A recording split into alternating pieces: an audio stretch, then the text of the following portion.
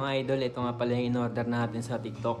Yung aftermarket na headlight assembly ng Aerox version 1. So, sasalpak natin siya kasi mahina na yung stock na headlight assembly natin sa Aerox version 1 natin. So, papalitan na natin siya. Ito, yung aftermarket.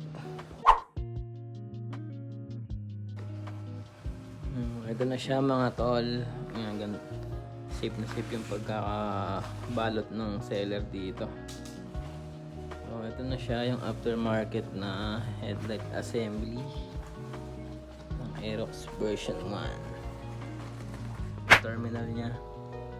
Ayan, may adjustan din ng ilaw. Then ito, dalawang terminal. Plug and play lang naman siya. Wala ka nang gagalawin dyan. Sasalpak mo na lang talaga sa unit. So ito nga pala yung stock na headlight assembly ng Aerox version 1 natin, no? So 2020 model to. Ayan, medyo malabo na siya eh. Hindi natin siya pwede palitan yung ilaw niya kasi nakapix yan dun sa board. So kailangan talaga natin magpalit ng assembly, buong headlight.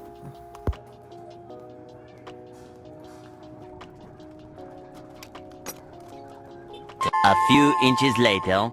So dito mga tol, nakabit na natin yung bagong bili natin na assembly. Ay nakita nyo naman, napaka-clear na ng liwanag compare sa kanina, no, yung luma natin. Ay nakita nyo naman, parang bagong bago ulit, no? Parang brand new.